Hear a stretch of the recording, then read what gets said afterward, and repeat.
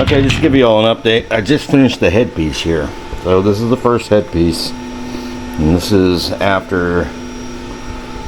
You can see we've got a very large eye hole here, one up to another eye hole here. I think this is the 300, and I think this may shrink down to be a 100. I'm not sure, but these are the eye holes of the Probe Droid.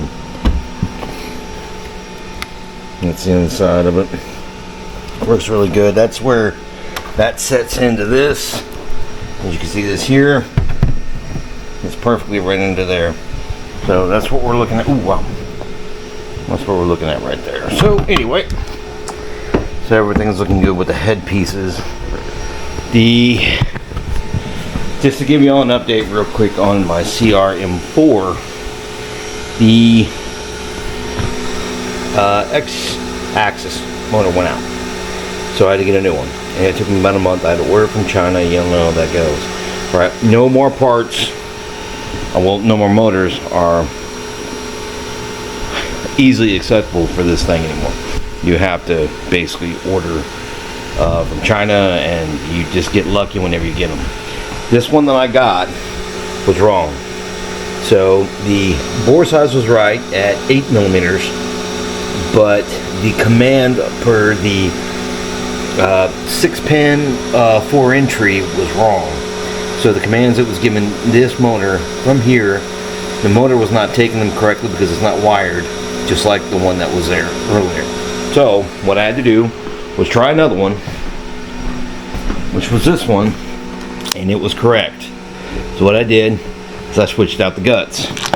So the bore, when you take it out, is exactly the same size. So when you take it out and it doesn't work right, all you have to do is take it out, try another one, see which one works right, and then switch the guts. The rotor on the inside is the same, and the stator is the same here. So all you gotta do is switch out the rotor to the one you need, to the stator, the one that works right. This one doesn't, and that one did. So there's a helpful hint right there if you're having problems. Alright, so I'll do another one here real quick. This is kind of help you level your bed. This is how I do mine, and however you do yours, you can do it however you want. But this is how I do mine. I turn my bed on, so it's 60 degrees C, and also at the nozzle at 200 C. And from there, what I'm going to do is I'm going to move my Z to 0. That's going to take this to 0, and it's going to take this to 0. This takes a couple minutes.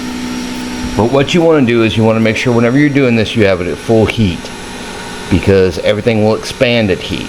You don't want to do it cold, because it's not going to give you the same thing. One of the other things you want to do whenever you're doing this, you want to make sure that when you take your bed off, if you have a removable bed, and make sure there's nothing on the surface underneath it. A bump will ruin your print, and I cannot emphasize that enough. It will ruin your print. So I'm going to check, like right here, I think I have one. Yes, that was a bump. So make sure this is nice and flat. And then under here, make sure you ain't got any bullshit under here either. Alright? So make sure it's nice. Alright, this one's good. And you slide it back in. Good. I clean mine with alcohol and a nice raspy towel. I had it around here somewhere. I don't know what happened to it. It was just here. But anyway, as you can see, the Z-axis is coming down. It's going to come to a 0. Now, what I do is get my handy dandy little piece of paper here, and I'm going to get something that doesn't have anything right underneath the nozzle.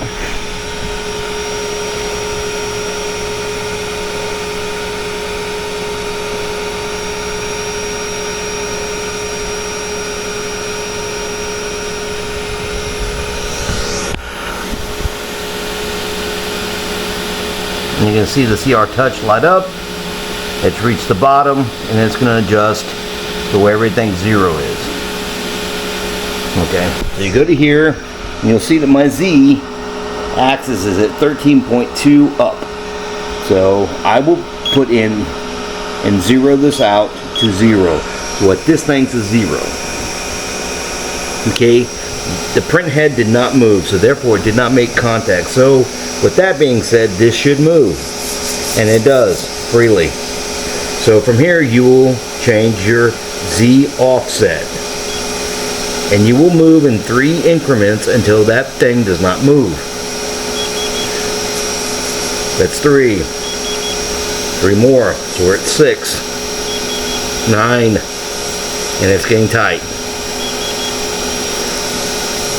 12, 15,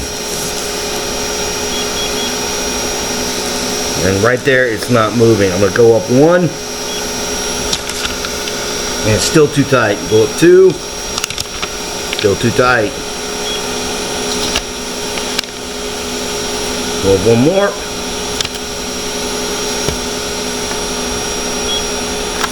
Alright, with that being said, it is now at a negative 3.89 Z offset. Where it was early at a 3.69, so we went 0.20 up on the offset. So from here, it's ready to print. And all you have to do is whenever you're going to print, just watch it. Make sure that the initial skirt that comes out to show you what the outline is good. Just watch it, make sure it's good. If it's too bulbous or rounded off, go down. If it's too smeared, go up. And that's it, and just keep an eye on it. So I hope that helps anybody that has any questions on 3D printing. So it's all about touch, all about feel, and I hope that everyone can get to that state as soon as possible. Alright, so I hope this helps. Gunny out.